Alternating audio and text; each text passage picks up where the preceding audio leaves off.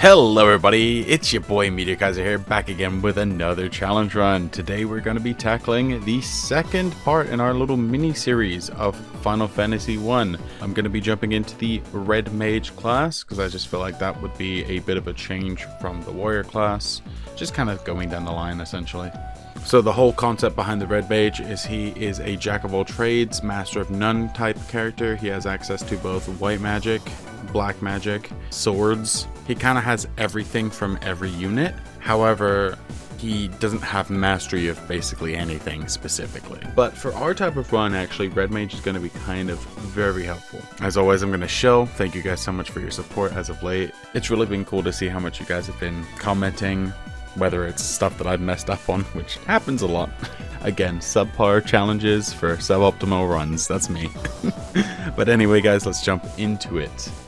So we're going to be keeping the same namesake here. We got our boy Jimothy and then our white mages of the three Timmies. And we painstakingly kill them off. Again, similar to the last run that we had. It was a bit of an effort. Somebody did recommend that to swap positions for my main solo unit, because obviously in this game, targeting priority is, I believe it's 50% for slot 1, 25% for slot 2, and then 12.5% for both slots 3 and 4. So they're going to attack more in the first position. However, I don't know, something about my brain just having them at the top position just kind of makes sense to me. I don't quite know why, but it's just something I prefer. Maybe it's aesthetics for me. But anyway, we open up after doing that. We head in, do a little bit of shopping. We're going to need to spend a little bit more gil this time because we need to get spells. I go ahead and pick up 3 spells. I pick up Cure, so I can heal HP, obviously. Protect, so it will half damage from physical attacks. And then for an offensive spell, I pick Thunder. I prefer Thunder over Fire. That's just a preference thing again. There's no deep meaning behind it. I do get a couple of levels just because I want to hit an HP growth, but unlike the Warrior class, this is going to be probably the biggest challenge about this run, is just the Red Mage's limited HP pool. Comparatively, he has a lot less HP, and of course, another cap will be how many spells that we get per level. So everything that we have is a level 1 spell, and we can only use so many of them before they run dry. Now the fight with Garland isn't too bad because I heal with Cure on my off time, and I protect so he doesn't do as much damage. So this is a lot more simple compared to the last time that we had this, again, against Garland when we were the Warrior class. We take the princess back, grab the loot, head across the bridge, and we deal with that cutscene for 5 minutes or whatever it is. And then we head up to Matoya's cave just to, you don't technically need to go to her cave, but for some reason my brain is also just hardwired into going there. Again, a lot of things that I do, there's not really a reason for why I do it, it's just preference. I'm not the most optimal when it comes to these runs, I will admit, but again, I'm having fun, so that's all that matters, right?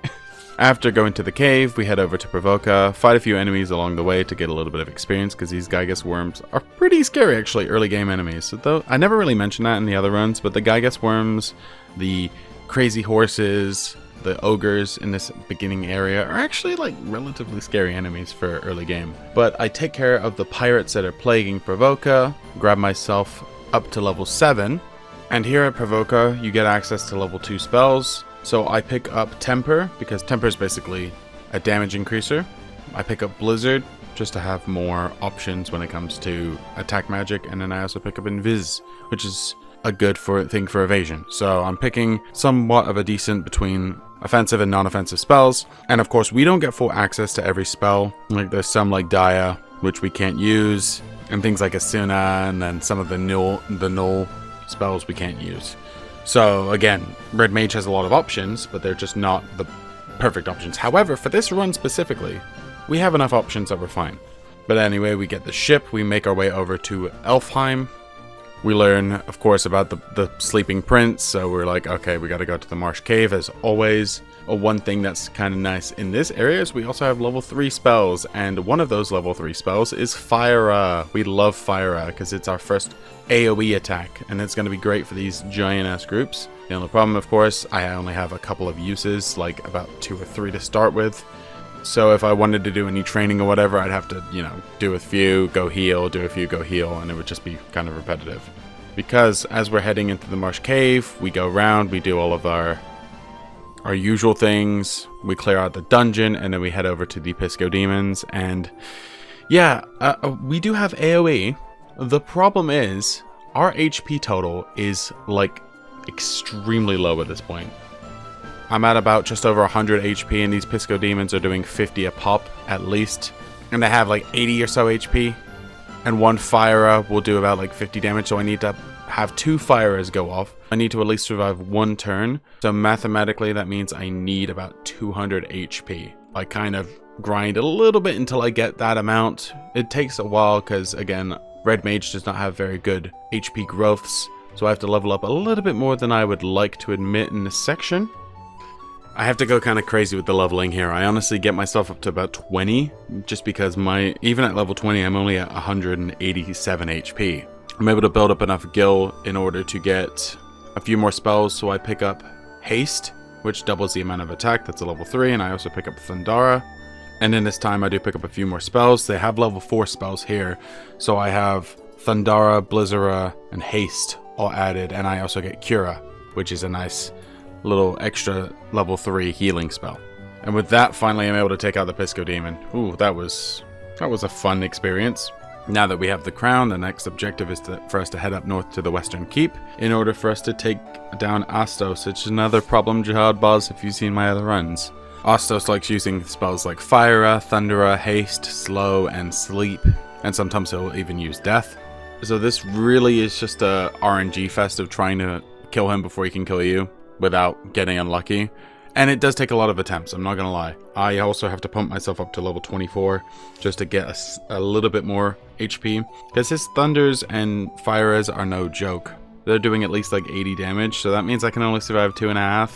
So I want to at least be able to survive possibly 3, just because he has 420 HP and my Blizzaras and stuff are strong, but they're not that strong. So due to those reasons, it takes a little bit of time and effort and a lot of attempts, but I'm able to finally take care of Astos, moving us onward. We pick up the eye from him, and we head back to Matoya's cave. We swap out the eye for the Jolt Tonic, and then we bring that back to Elfheim, swap that out for the Mystic Key, and then we can use that Mystic Key to go around grabbing a few chests. I actually grab all of the chests this time because, unlike the last run, the mummies were not an issue because of AoE.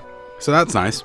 Anyway, we make sure we head back to Cornelia Castle to pick up the Nitro powder that's in there. We take that Nitro powder to the Dwarven Cave in order to swap that out for an opening. Basically, the dwarf will open up an area for us to go to next. That's a lot of swapping out in this section. Anyway, that opens up Melmond to us. We pick up a couple of level 5 spells, which are going to be very helpful, especially Curaga and Fireaga. And I also upgrade my weapon. I grab a longsword to replace my current weapon, and I grab some more armor and stuff. Unfortunately, I can't equip like armor as a red mage, but that's a small caveat compared to what I can do. But anyway, our next objective is to head into the Terra Cavern, my least favorite dungeon of the game because of how long it is, how tedious it is, and how many times I have to reset here. Now this vampire attempt, I don't even attempt to mess around. I straight up start with Invis, just to make sure I can avoid his gaze as much as possible, because the second I get gaze, that's game over. So I hit that, and then I actually just hit a crit, and then the vampire dies like really quickly. It was very easy compared to the last time. And we pick up the Star Ruby. We head to the Giant's Cavern to give that Star Ruby to the Giant so it moves out of the way, so we can go to the Sage's Cave, talk to the Sage that's there, and then the Sage will give us the Earth Rod, in which we take and go back to the Vampire who's on floor 3, so we can progress in the Terra Cavern. Now once we progress through the Terra Cavern, gotten all the chests, defeated all the monsters for extra experience, around this point I'm like level mid-30s, a little bit higher than I was as a warrior. It's mainly because I'm defeating more enemies on the way, because again, with having this AoE is very useful, because it speeds up fights like immensely. It's great. But now that we've reached the end, we take on the Lich, the first of the 4 Fiends, the Fiend of Earth. Now he's weak to fire spells, which is great for us because we picked up Fireaga, which is going to be pretty useful against this guy. He's sitting at just over 1000 HP, and so I do the same sort of strategy that I used on the Vampire. I use Invis on myself, because I know the Lich likes to use more spells to do damage, like Thundera and stuff like that. So I use Invis, and then I use Temper just to increase my attack. I don't really know how much that helped, but I was doing about 200 per hit. So about 5 or 6 spells later, I take care of the Lich. He goes for a lot of holds, trying to stun me, but thankfully he misses. He doesn't even go for slow, which is great for me. And voila, we've beaten our first Fiend. And after that's all said and done, we immediately head to our next area, the Crescent Lake. So we head in there, I do some shopping, I get some items as usual, I make sure I'm loaded up on potions and stuff, and then I go to the magic shop and I'm like, oh, yep, this is the point in the game. We, as red mages, do not have access to anything above tier 5 magic. And there's Thundaga, Death, Quake, and Stun on the list here. And so I'm doing a little contemplating after I'm done with this area that I may want to promote. But we'll cross that bridge when we get to it. Next thing is to grab the canoe from the giant circle jerk in the middle area of the map with all the sages. We take that canoe. We don't get lost this time. And we head into Mount Gulg. Yes, I'm just committing to that bit. Your best friend in this dungeon is going to be Blizzara and also the ice sword that you get about halfway through the dungeon. But even then, some of these enemies are pretty scary. And honestly, my HP total doesn't help that much because I'm at about 400 HP right now. And these guys are starting to do a little bit more damage because I don't have access to Blizzaga. So the best I can do is Blizzara, the mid-tier version. And so I have to rely on my sword a lot more than my magic for this dungeon. But thankfully there's a lot of smaller groups of enemies here, so it's really not too bad. Against the next Fiend, Merlith, the Fiend of Fire, I use a similar strategy. I start with Invis so I can avoid getting hit by Dark, and hold hopefully. And then I also go for equipping the Icebrand sword. Then I also make sure I use the spell Haste to double my attacks. And anytime I kind of take damage, I'm just Curaga-ing. And Curaga does like 200 to 300 HP. Which is definitely way better than anything a high potion could do. So because I have these healing options available to me, and then my damage is like not too bad, I'm doing about 200 to 300 a hit, Merlith seems to keep going for darks and holds. And towards the end, I'm kind of like, yeah, I think I'm close enough, so I just go full throttle and just keep attacking, and I take care of Merlith. A very easy fight. Next up, we head back over and move up to the Ice Cavern, and unlike the last run, you remember the last run where I had that real big difficulty with the stun locking ghouls and stuff. Yeah, I didn't have that issue this one. I wonder why. It's because I had AoE. So Fire Aga dealt with the entire group of enemies in one hit. So all I had to do was make sure I had a preemptive strike or that I attacked first. Now, the Red Mage is not known for his speed, so you're probably going to attack later in the turn, but that's still not that bad, right? You're still going to be able to, hopefully, at least there's a lot higher chance of surviving than when I was the warrior. And of course the Fiend Eye is a joke of a boss, it's a breeze. Now that we've secured the Levy Stone, we can obtain the airship, and we head up to the Citadel of Trials. I'm finally gonna just pull that trigger, as I said, straight away. I'm gonna go through the trials, very quick, easy, grab the rat tail, defeat the zombie dragons, and head back over to Bahamut. And while I'm there, I make sure I pick up some of the elixirs that are in that area because they're going to be very useful later on. Grabbing whatever elixirs you can in this game is very important. And we get our promotion into Red Wizard. Now as a Red Wizard, I can go back and grab those tier 6 spells that I was talking about. And I also have access to tier 7, which is great. Now both Onrak and Gaia do have tier 7 spells, which is pretty nice for me. They also have tier 8, but I can't use tier 8, unfortunately. That's just Black Wizard, I believe. And of course White Wizard. But the most important spell that we get from this lot is Blizzaga. So now I have at least up to, I have Thundaga, Fire Aga, and Blizzaga, the higher damage spells. Also in Gaia, I make sure I pick up the Protect Ring, because the Protect Ring is going to help us avoid damage from spells. So cutting back on magic defense is great. And by this point, we're kind of like level mid-50s. But as before I even do all of this, I head, of course, to the caravan. I grab the ferry. I bring that back to Gaia. Then I can take the oxtail that you get from the ferry and bring that to Onrak, in which we jump into the sunken ship. Now that we kind of have our endgame spells, I think we're fully prepared for the endgame stuff, basically. So as we're going through this dungeon, again, it looks convoluted, but I've done this like 4 times now, so this is a breeze for me. I've kind of memorized where everything is. So it's just mostly about making sure in that top right room that you go ahead and pick up the Rosetta Stone. That's going to be very useful and necessary for moving on. You don't really want to come back here later, do you? Also making sure that we pick up the Giant's Glove, which is in one of the rooms as well, because, I mean, to be honest, the Giant's Glove doesn't matter as much for this run because we do have the spells of which they have, which is Temper and Haste.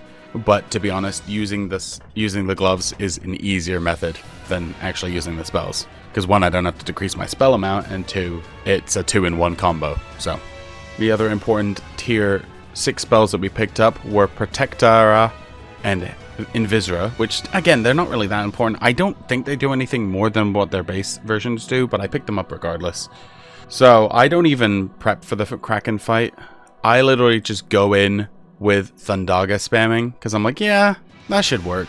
Because I know how much this guy loves to go for ink, and he really went for ink in this run, like a crazy amount. Like, he barely even tried to attack me, which was fantastic for me. I mean, towards the end of the fight, he did go for a very strong 300 damage attack, but by that point, he was dead already. So again, we're only sitting at 600 HP, which is kind of rough, and considering we don't get access to the same sort of armor that a knight would have, it's a little bit harder to have that defense, but we still get access to like the Protect Ring and the Ribbon, which are the two best items. So, and by the time we clear this dungeon, we're level 58. What we're going to do next is head up to the Waterfall Cavern just north of Onrak, pick up the Warp Cube. And then after that, we're going to head all the way back to Melmond, talk to the scientist guy in the north of the city, and we're going to use that Rosetta Stone to learn the language of the Luthinians. We head over to Luthinia, and then we talk to the guy that's in like the bottom right of the map, and he'll give us access to the Chime Bell, and that's the last thing that we need in order to progress through the Mirage Tower into the Flying Fortress. So again, the Mirage Tower is a very, very simple area. There's a lot of nice items here, but the area is very, very easy. There's no hard enemies here at all. A Flying Fortress, on the other hand, has a lot of amazing items for us to pick up, like the White Robe, the Black Robe, the Adamantite, which we can trade over for an Excalibur at the end of the game. However, the Masamune is better. Hot take, I know. We make our way through this 5-floor dungeon. I still have yet to run into the mech war beast or whatever he's called, which probably is a good thing, but because that's the super boss. But anyway, we make our way to the end and take on Tiamat. Now, Tiamat isn't too bad. She's got a lot of tools to her disposal, but her attacks aren't insanely strong. Her Ice Storm does about like 60 damage. Her regular attacks are doing like 100. So I make sure I haste up, and I'm just going for sword swings this time instead of going for any sort of magic, because I can't remember what she's weak to. I know she's wind, so I would assume thunder, but she's also using thunder spells. So I'm like, I'll just go for the sword swings. That's probably easier. My swords are doing like 200 damage a hit. I think she's got just shy of, just around 2,000 HP. But I have Kuraga to my name as well, so when I'm getting low, I'm just healing up and hoping that she doesn't crit me or something stupid like that. But again, not too bad. We take care of Tiamat, and we're into the end game. Now, unlike the last run where I had to grind for X potions, I don't do that this time. I literally just like, alright, I'm gonna make sure I'm stocked up on high potions just in case, stocked up on everything else I need, and just run straight into this dungeon, because I'm like, the Tiamat fight was easy, so hopefully the other fiends aren't too bad. Now, jumping into the Lich fight 2, I start using Protect again. I don't know really why I didn't do that more, but I know that these guys like to do more physical attacks. So I use the whole Protect, Haste combo. And I also use the Razor because I cast Saber, which does similar sort of increases attack, increases haste type thing as well. And my hits are doing like 700 damage, and Protect kind of does a lot. The Lich is only hitting for like 60 damage a hit. Of course, he has Warp, he has Kill, he has Hold still. So if you get hit by any of those, you're kind of screwed. Again, they have pretty low accuracy. So the most important thing is just keep going on. And yeah, the Lich is pretty darn easy. I do the exact same strategy for Merilith, and that works like a charm. Merilith is way stronger physically though. She's doing like 200 damage a hit. And we're sitting at about 800 HP right about in this area that we're at. Kind of in the mid 70s for level. But the second she starts using spells, we have a lot more magic defense that we do regular defense now. It's kind of swapped from early game where we had more physical defense to now where we have more magic defense because of that the Protect Ring really helps. And of course now we're immune to statuses with the ribbon that we picked up in this dungeon. Kraken is way harder of a fight, honestly, because the Kraken's doing like 300-400 damage a hit. But again, he also has Thundara, and once he starts doing that, it's just a healing game. So I just spam healing until he starts going for more spells. And then once I'm full HP, I just attack him. And again, 700 plus damage is pretty insane. And after the Kraken, we get the Masamune Blade, which almost doubles our attack at this point. Because against the Tiamat fight, we're doing about 1,000 damage. I know a lot of people said that the Warrior was the easiest class to do as the solo run with, but I honestly think I should have started out with the Red Mage, because this was like, sure, I had some early game setbacks in the Pisco Demon and in the Astos fight, but after that, this was a complete joke, honestly. Sure, my HP was low, but I just had to reset until I got a lucky run, essentially. But even as this was the case, I still make sure I grind up to 99 because I know how hard the chaos fight can be, and I'm not even about to try that. But let's jump into that fight, shall we? Now, you remember what I was saying on the last run with the warrior? If you guys haven't seen that video, of course, please go ahead and check that out. But again, I'm going to spoil it regardless. Yeah, so the strategy that I learned for dealing with the warrior boss fight was actually from this video here. Because I actually did this run and then immediately went back and did the warrior run after. Because I'm like, oh, I should have just done this. Because regardless of how much of a joke this game has been so far, Chaos is still a hard hitter, right? So Chaos, of course, has Tsunami, he has Cyclone, he has those spells. He also has the N tier Fireaga, Thundaga, Blizzaraga. But one thing I realized as well is there's some stackable spells. Now, Invisra is not stackable, at least completely stackable. Protect is. Blink also helps. But again, before this, I just made sure, at this point, I'm just buying the Protect drinks out of instinct. Because as much as I can set up, the second he gets a lucky crit, and after haste, of course, it makes it even worse. Because haste will make him attack 4 times, and that does like 600 to 700 damage. So you get caught with your pants down, and you're donezo. So instead, I just spam spells. I think I did buy some Protect drinks, but I'm like, I have the spells, so let me try that. So I spam Protect Terra as many times as I can. Protect. I spam the Giant's Gloves as much as I can as well to get myself that Saber. I also use Haste to make sure I'm doing enough attacks. And eventually, at some point, his attacks are doing like basically nothing. And in between, I'm able to use Curaga to heal off. So it's a lot more useful than having to do high potion spam unlike the warrior, but I do have some elixirs that I can use when I need to. So after a while I feel comfortable enough to just start hitting him, and yeah, that actually does just the trick. I'm doing about 2 to 3k damage, and he's got 20k HP, so after about 8 to 10 turns, he's down. Again, I didn't go quite as crazy on the Protect spells. I basically got him down to like, he does about 80 to 300 with a strong hit. Even then, and when he starts getting me low on HP, I just do the same trick that I did with the Kraken fight, where I just spam Curaga until he eventually hits for less damage and my healing outweighs his damage. And once I've got enough HP, I can go for more attacks and, you know, just keep the cycle going. So realistically, this was a lot of prep and planning more than an actual fight. But this really wasn't too bad. Really fun run though. I really like the Red Mage and just how jack of all trades he feels, because it fits with me perfectly because I am a very jack of all trades kind of person. So again, this was really not that bad. This was definitely one of the easier ones, so we got that out of the way. The next one, I will give you a sneak peek, is going to be Monk. So that's going to be fun. And you guys are probably going to give me comments and stuff, but I have already recorded it, so whatever you say will be kind of irrelevant. But thank you guys, though. I do appreciate you guys watching. Thank you so much. My name has been Media Kaiser, and as always, I'll see you in the next one. But until then, peace.